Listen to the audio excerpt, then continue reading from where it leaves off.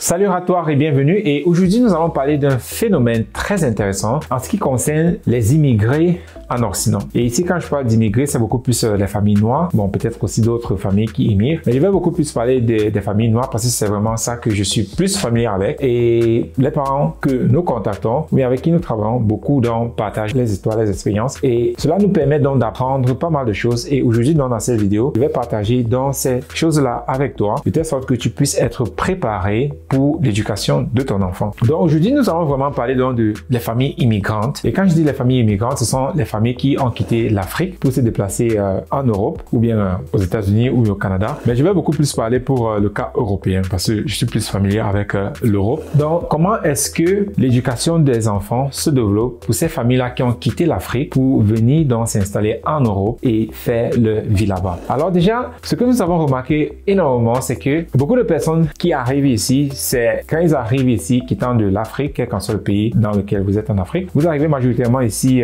soit pour vos études, ou bien soit pour l'immigration, ou bien l'asylum, quelle qu'en soit la raison pour laquelle vous arrivez ici. Mais très souvent, quand vous arrivez ici, vous parvenez très souvent à faire des études, à faire une formation, et puis trouver un travail, un bon travail, et ainsi de suite. Mais maintenant, ce que nous avons remarqué en général, c'est que ces familles-là, bien ces personnes-là qui immigrent pour ici, ils font les études, ils trouvent du travail, ils sont très souvent ingénieurs, cadres, ainsi de suite. Ils ont quand même des métiers vraiment très très bons. Mais ce que nous remarquons, c'est que les enfants de ces familles expatriées-là, immigrantes-là, qui sont nés ici, cependant, c'est très rare et c'est très difficile d'en croiser qui ont vraiment fait de longues études et qui ont vraiment des postes, des grands postes comme ingénieur, manager et ainsi de suite. Est-ce que toi, tu as déjà remarqué cela? Que les familles immigrantes donc, et qui ont des enfants qui sont nés ici en Europe, majoritairement, ces enfants-là ratent leur vie. Si toi, tu es un parent, alors je te demanderais déjà de regarder autour de toi et de demander un peu ou bien te renseigner un peu, voir comment des personnes qui sont, des enfants qui sont nés ici, des expatriés, comment est-ce qu'ils vivent, comment est-ce qu'ils s'en sortent. Et tu peux peut-être être dans un endroit où tu n'as pas cela. Voilà aussi peut-être pour la raison pour laquelle je fais cette vidéo-ci,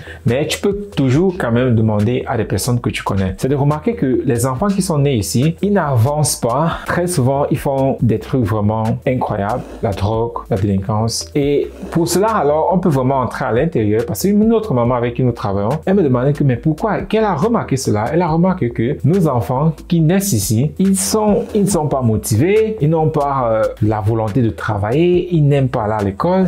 Mais elle me demandait que, mais ça, c'est pourquoi? Et c'est là donc que nous avons réfléchi ensemble et il y a pas mal de choses en fait qui sont sorties. Et la première des choses vraiment, c'est la déconnexion que le parent a de l'école. Grandi en Afrique, nous avons fréquenté en Afrique, et quand nous immigrons ici, très souvent le parent, de façon inconsciente, quand il a un enfant, on pense toujours que l'école c'est pareil. C'était comme nous-mêmes, non? Nous-mêmes, nous sommes allés à l'école, ouais, c'était pareil.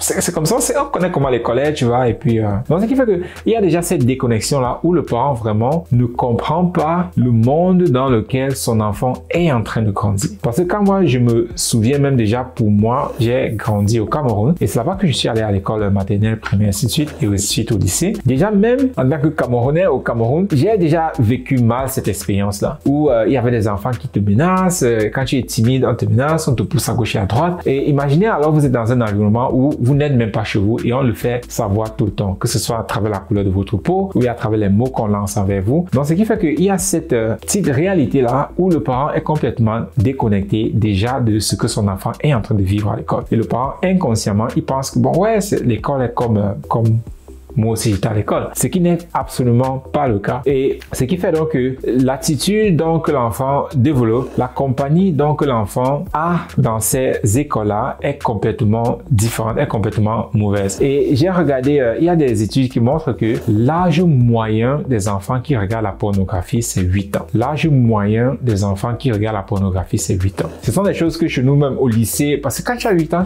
tu es où? Tu es encore à l'école primaire, tu n'es même pas encore au lycée. Et si déjà là-bas, tu as accès aux choses comme ça, comment est-ce que tu vas t'en sortir? Comment est-ce que tu vas vivre? Des enfants qui à 8 ans, 9 ans fument déjà. Ce sont des choses que quand moi je grandissais, ce n'était même pas au sujet. On n'en parlait même pas du tout. Et je suppose que toi qui es en train de regarder cette vidéo-ci, sûrement c'était aussi le cas pour toi. Ce qui fait que pour nous, parce que nous n'avons pas vécu dans cet environnement-là, on ne pense même pas que ça peut être le cas. Mais nos enfants traversent dans les situations comme ça journalier, tous les jours. Et un autre point aussi, c'est par exemple ici en Allemagne, le parent parent n'a pas le droit de battre sur l'enfant. Et si un parent bat sur l'enfant, l'enfant peut aller se plaindre à la police et le parent a fait une pénalité ou bien soit on enlève l'enfant du parent. Donc, ce qui fait qu'il y a aussi ce point-là et c'est quelque chose aussi que à l'école, on le fait comprendre aux enfants. Vous allez remarquer que pour ceux qui ont des enfants ici, surtout ici en Allemagne, on demande toujours aux enfants comment est-ce que ça se passe à la maison. Tu manges bien, on te gronde, on fait ci, on fait ça. On demande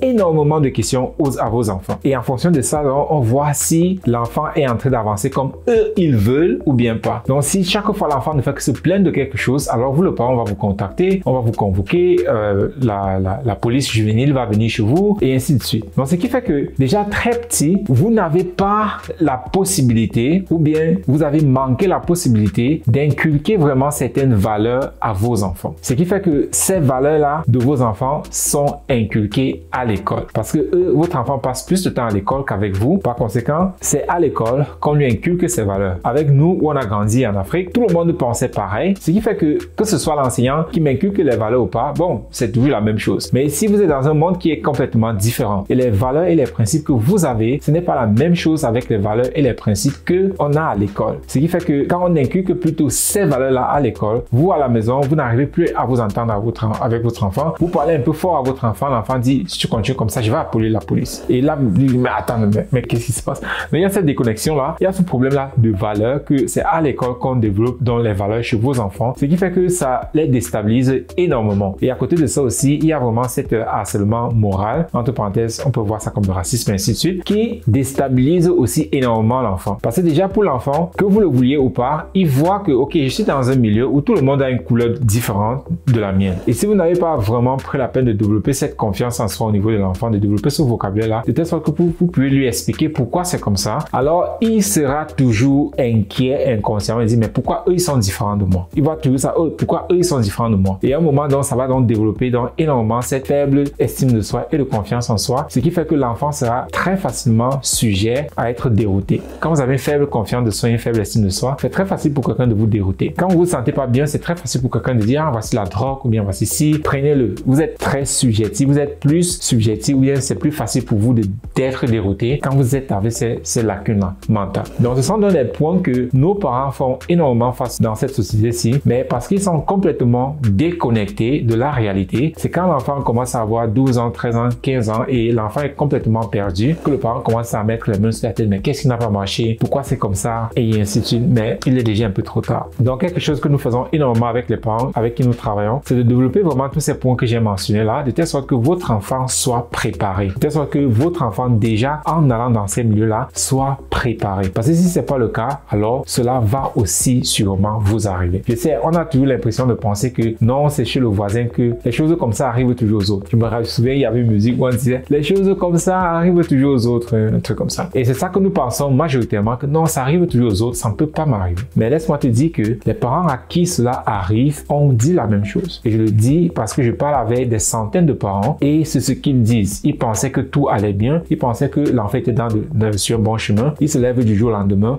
l'enfant est enceinte. Pourtant, ils pouvaient jurer que cet enfant-ci ne connaît rien. Mais il se lève du jour au lendemain, à 14 ans, l'enfant est enceinte. Donc, ne laisse pas cela être toi et ton enfant. Commence dès maintenant, fais quelque chose, développe ces facultés-là chez ton enfant, de telle sorte que ton enfant grandisse dans un bon environnement. Et quand je dis bon environnement, c'est un environnement mental. La société dans laquelle nous vivons en Europe, oui, c'est déjà un environnement très propice, mais mentalement, c'est là que tu dois faire énormément de choses. Tu dois t'occuper énormément du mental de ton enfant et savoir que dans la société dans laquelle nous sommes, elle n'est pas comme celle où tu as grandi. Ce qui fait que les choses donc doivent être faites de façon différente. Parce que si c'est pas le cas, alors tu vas énormément regretter et tu vas énormément en souffrir. Et c'est vraiment triste de voir comment nous arrivons ici, notre première génération, et la deuxième génération est toujours complètement perdue. Ça fait longtemps que je suis en Allemagne et je n'ai pas encore rencontré quelqu'un qui est né ici et qui est vraiment quelqu'un de bien, qui n'est pas homosexuel, qui a vraiment fait des études, qui est intelligent, qui a un bon travail, je n'ai pas encore rencontré ça. Et ça doit être vraiment alarmant pour toi, le parent, de dire que si depuis que tu es en Allemagne, tu n'as pas encore rencontré quelqu'un comme ça, qu'est-ce qui ne va pas ou bien qu'est-ce qui n'a pas marché? Et c'est très facile de rencontrer des personnes qui sont soit dans la drogue, soit qui sont délinquants, soit qui ne font rien de leur vie. C'est des personnes comme ça et j'en ai rencontré. Mais ceux qui sont vraiment propres, droits, normaux, pas homosexuels, c'est difficile de rencontrer ça. Donc ne laisse pas cela être ton enfant. Fais quelque quelque chose maintenant. Plus important, c'est si tu ne sais pas quoi faire, envoie-moi un message. Là, nous pouvons commencer maintenant à mettre tes enfants sur le droit chemin ou faire de telle sorte que les enfants ne tombent jamais sur le mauvais chemin, surtout quand tes enfants sont encore jeunes. Et je vais terminer avec ceci. Les parents pensent toujours que l'enfant va rester petit comme il est. La raison pour laquelle je dis ça, c'est que le parent, parce que son enfant est encore petit, il peut utiliser les menaces, il peut utiliser la force, parfois la bastonnade, pour faire l'enfant comprendre ce que le parent veut. Et le parent pense que ce sera toujours comme ça. Ce ne sera pas comme ça le reste de la vie de l'enfant. Quand l'enfant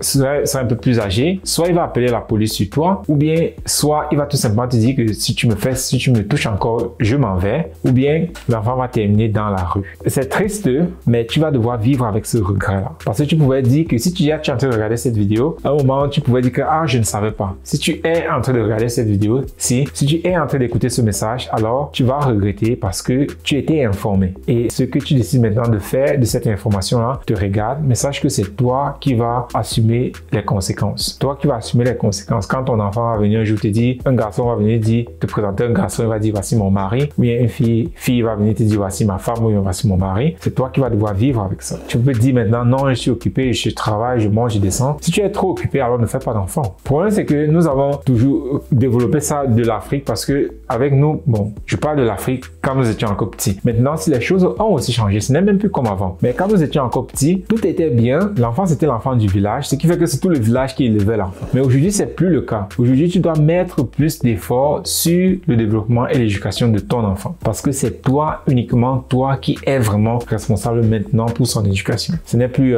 la communauté comme avant, ce n'est plus l'école, parce que bon, tout ça des bandades là, c'est à l'école qu'ils vont apprendre ça. L'alcool, la cigarette, la drogue, la pornographie, le sexe, tout ça, ils vont apprendre ça à l'école. On va les exposer à cela. Et qu'est-ce que toi, tu es en train de faire maintenant pour les protéger de cela? Et quand je dis protéger, ce n'est pas dire lui dire de ne pas fumer, déjà que tu dois le dire. Ce n'est pas pour dire ne l'envoie pas à l'école. Si tu es obligé de l'envoyer à l'école, alors tu vas l'envoyer à l'école. Mais comment est-ce que tu es déjà en train de le développer à la maison, de telle sorte que même quand il est dehors à l'école, qu'il ne soit pas influençable par toutes ces substances-là et par toutes ces personnes-là. C'est ça que tu dois te poser comme question parce que l'avenir de ton enfant dépend de toi, le parent.